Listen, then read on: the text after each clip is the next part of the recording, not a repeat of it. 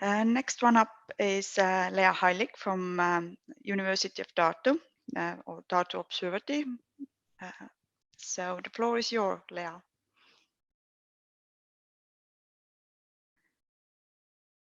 Yes, I will try to share the screen. Yeah.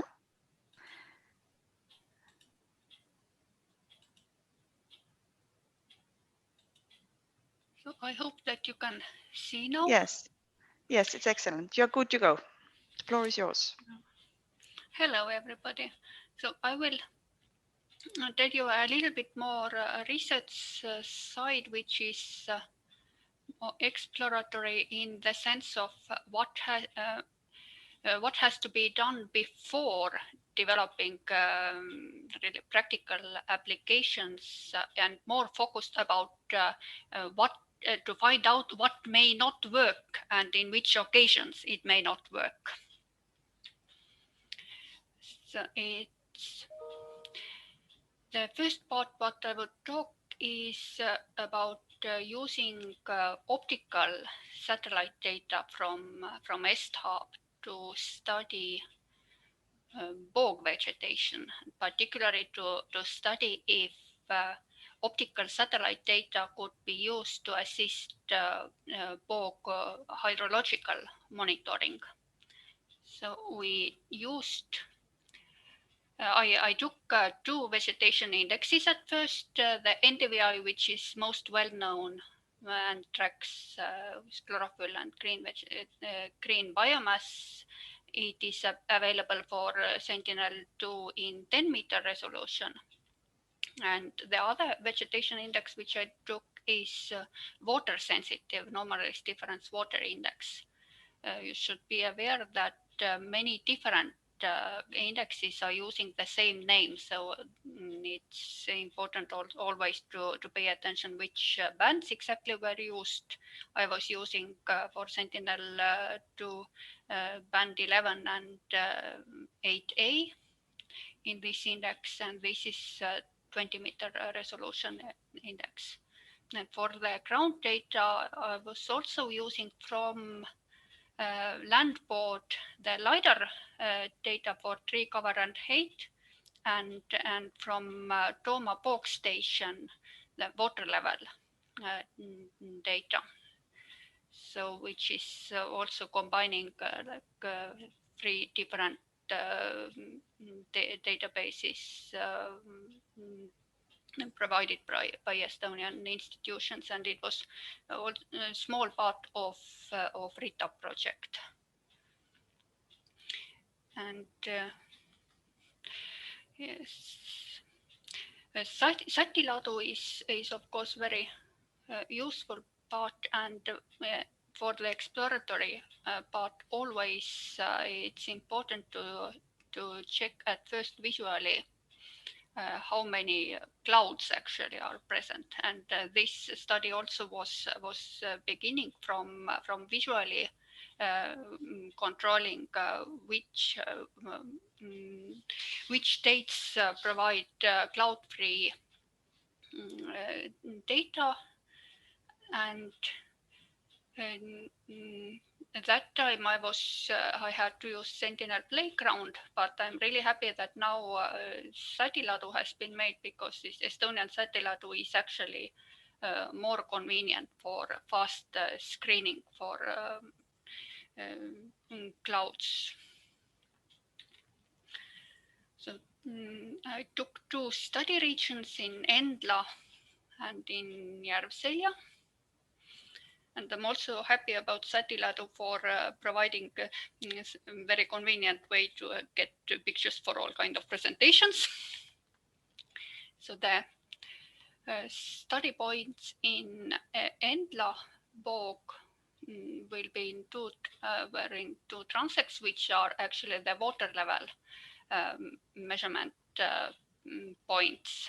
And so I took satellite and LiDAR data for those same points where in Tooma bog station water level measurements are conducted.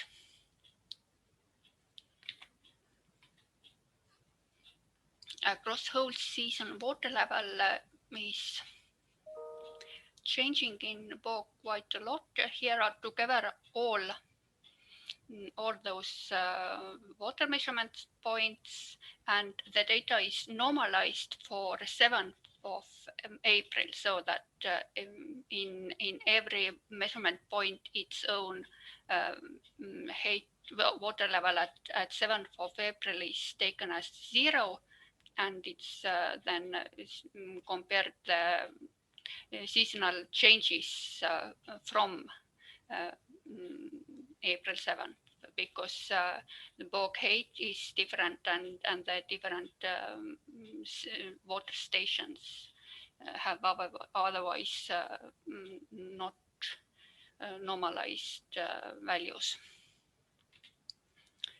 The other area which I took for comparison, because the water level data is from one bog where much research has been made, but to be sure that that the information is actually applicable for other bogs as well, I took in the Järvselja region one bigger bog area, which is Emajõe-Suursoo, and one smaller bog, which is Ullika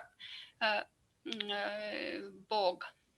And also I took 3 points in forest, 11, 20, 30, and 3 points which would be grassland.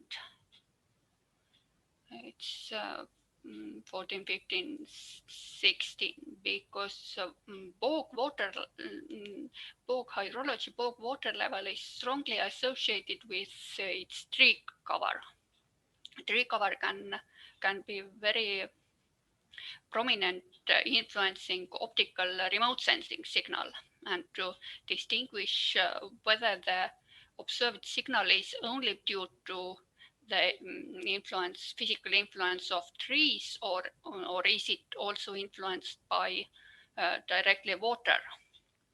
So I was also including those sites where tree cover is not governed by hydrological regime.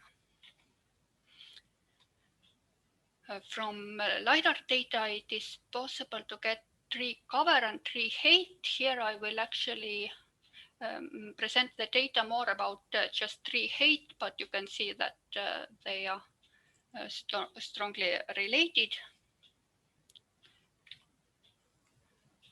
So now here is the full time course of correlation between NDVI and tree height, which is then the temporal time course of spatial correlations. You can see that in the beginning of the seasons, correlations are quite high. Then in the spring, around the time when snow is already melted and deciduous plants leaf formation will start, then the correlations between NDVI and tree height will go much lower. And it's coming again during the really growing season, the correlations come to the plateau. And then it's again a strong decrease in correlation in the autumn. And as you can see from the November, starting from the 1st November in this year, there was not a single day anymore with sufficiently cloud-free sky to use the data for analysis. So the seasonal time series is ending in November, just because there were no cloud-free days coming after that. I have selected here 3 dates to show the what is behind the correlation values and how it's changing in early spring and middle of the spring, and then to characterize also the full growing season plateau. For the water index, the time course is surprisingly different. you can see in the early spring very strong negative correlation between tree height and water index, while it will become a strong positive correlation during the peak of growing season. And also some surprising fluctuations in the springtime, but I would again emphasize that in these time series it has been visually controlled that all those fluctuations, they are not due to cloud contamination, but really vegetation characteristics. So now let's see the August data. It's quite from in both sites, in Endla site and in Järvselja site, it is quite expected correlation with both the chlorophyll index NDVI and the water index. They are both showing quite similar correlation with tree height. But if we go to the spring season, you can see that in 8th of April there has been already some ice on water bodies, but the dry land is snow free but quite brownish. And the spring lack of correlation between tree height and optical water index and the above the chlorophyll index are not due to some single outlier, but it's really almost decoupled from each other. However, if we go to March, where water index had clear negative correlation with tree height, then you can see that this is the time when snow has been on the ground. And during the snow cover, again, the correlation between NDVI and tree height is quite linear and notably different from the correlation what was in August during the peak of the vegetation season. So for all the water measurement points, whole time series look quite variable, particularly during the springtime. So the different points tend to converge more during the peak of growing season. To watch the separately, and now here are only those sites where tree cover was extremely low. I was selecting 3 points with the lowest tree cover to see how the time course of the chlorophyll index above, then water index, and then actual water levels in below. Now moving, as you can see, the change in water level is starting much later when the changes in both optical indexes, the chlorophyll sensitive and water sensitive index, both actually have the sharp change during the time of leaf formation and not during the time of actual groundwater level changes. Here is the medium tree cover points with some up to 5 meter height trees, which is a little bit less consistent. And here come the 3 points with the highest tree cover. And you can see that both the dynamics of water level and the optical index time courses are significantly different in bogs with higher tree level, and there is also some more correlation with groundwater in those sites where tree height is higher. So to compare with the other bog here as well, different sites have a lot of variability in the time course. So here are the points which are not bogs selected in this Järviselja area. The time course of real, what is happening with NDVI index in the real forest and what is happening with the NDVI index in real grassland with human management. And for the comparison, here are the bog sites above the bog sites which had the highest tree cover, and below how the time series of NDVI indexes is looking like in the clear bog without trees. It's quite significantly more stable in the bog with low tree cover. And you can also see that the significant change tends to happen in that time when vegetation is changing, but also the NDVI appears to be strongly related to snow cover in clear bog. For the water index as well, the values are very constant throughout whole growing season in the real forest site, while significant variations occur in the grassland. And there is also a lot of similarity with water index and chlorophyll index in their seasonal changes.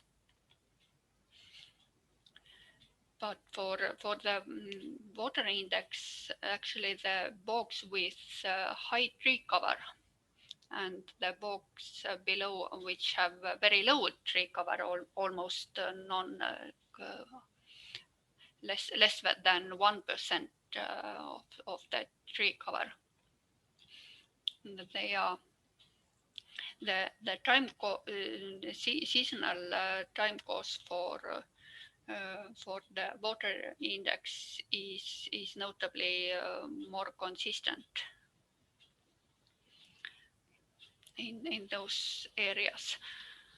So conclusions can be made that relationship between chlorophyll index and water index and tree layer parameters are highly dependent on seasonality. So any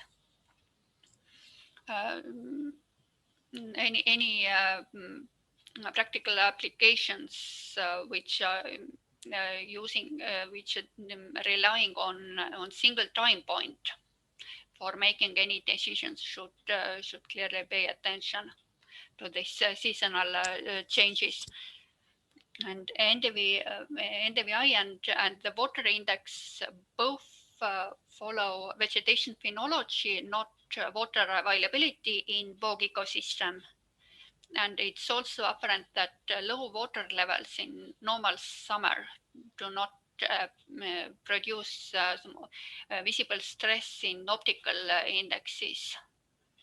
So it appears that the plants are well adapted to natural water level fluctuations, but it also has to be considered when optical indexes which are sensitive to vegetation parameters are used to monitor bog health or bog state. Then actually there can be very significant water level changes which are just not reflected, which are just not influencing vegetation at the same time.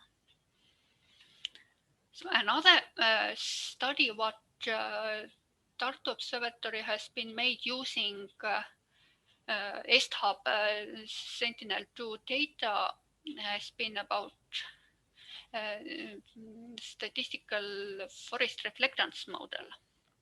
And this is now something what can be really used for the algorithm, what could be used for really practical prototyping. In this study,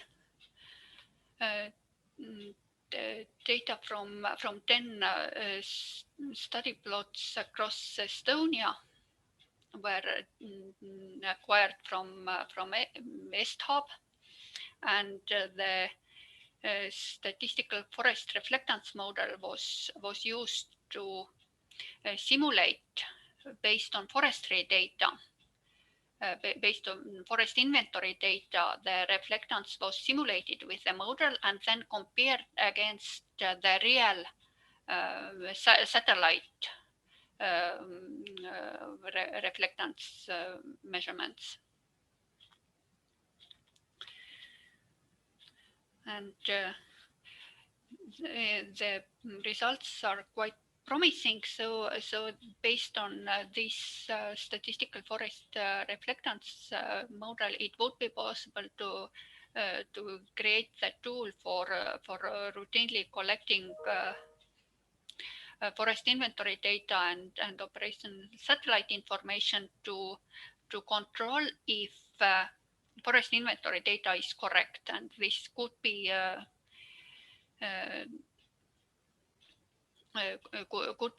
incorporated into automated system if now Estonian or it could be used in Latvia or Lithuania as well to produce this automated system for controlling forest inventory data.